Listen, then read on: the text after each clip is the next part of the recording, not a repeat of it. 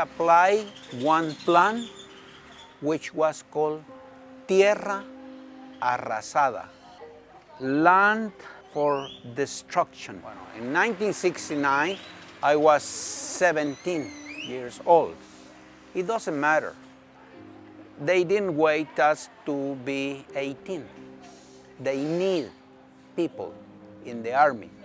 When they gave me amount of bullets, I shoot the ground or up. Because if you come back to the headquarters with the same amount of bullets, they kill you. In that time, the guerrillas come to this community and they look for food or medicine, money, or members to join the group, to form more guerrillas. If they refuse to help, they kill them all. If they help, the army come 1 week after and kill them all, because they help the enemies.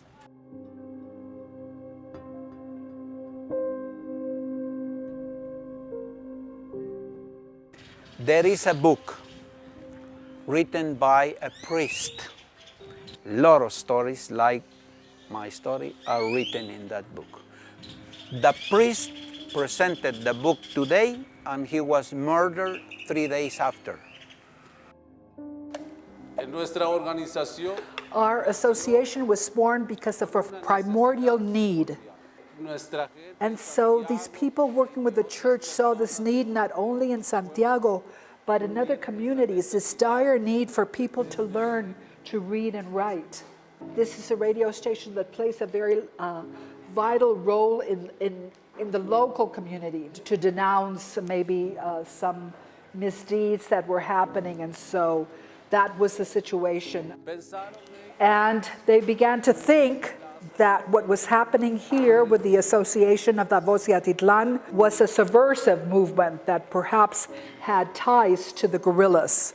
The army came, they robbed the equipment.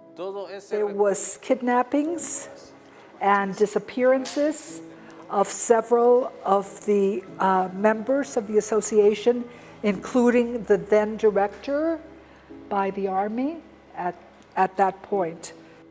No es tan fácil ser periodista. It's not easy to do journalism like we're doing it.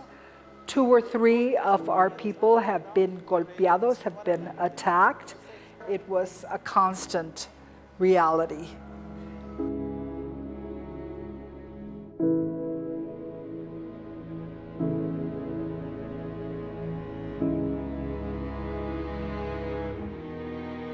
My name is Maria Martin, and I'm an independent journalist based in Guatemala. It's very hard to be a journalist in Guatemala because the situation here often places people who do independent journalism at risk. The first journalist that had been involved in one of my training workshops and who was killed was named Edward Masvols. He had been a mentor to many journalists, had trained many journalists, was doing coverage of corruption stories, and had received threats over the years. And at one point, sadly, that threat was carried out.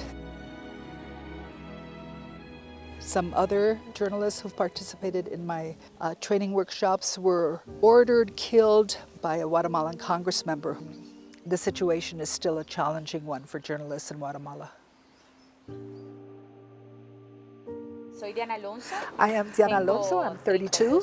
About 10 years ago, my project was to work on a story having to do with corruption on the local level where I lived. And it had to do with the case involving water and how officials had robbed money that came from donations. And I received a lot of threats. The local government investigated me. And so often those officials can come to your house and say, "What are you doing? You should be careful. We know that your daughter goes to that school." And that's where the freedom of expression tends to self-censor. Because then it's more than being afraid for one's life, it's being afraid for your family. Literally, every day Journalists in Guatemala put their lives on the line to tell the truth.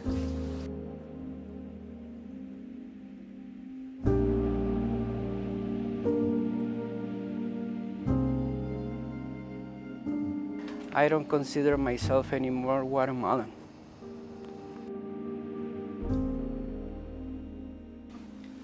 So 22 years ago, I went to the US as a refugee. The causes were political and economical.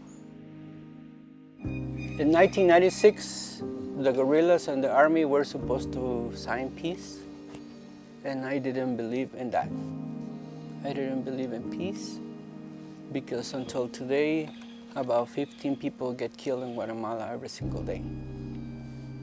During the time of the war, they said there were 18. Back in the 80s, we have military on power.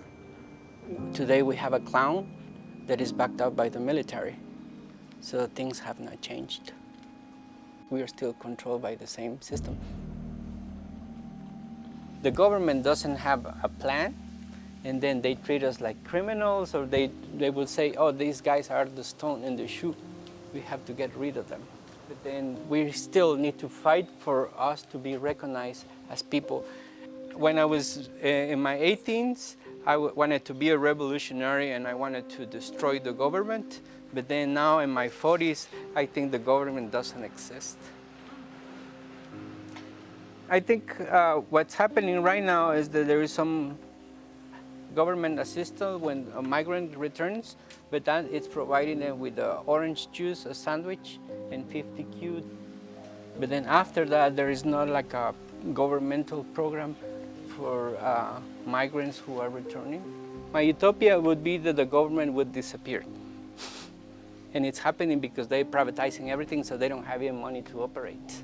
But I think what we have to build up instead of governments and societies, it's communities and networks. Why should we believe in the government and not believe in communities or building up communities? Communities is something that is going to save us from crisis.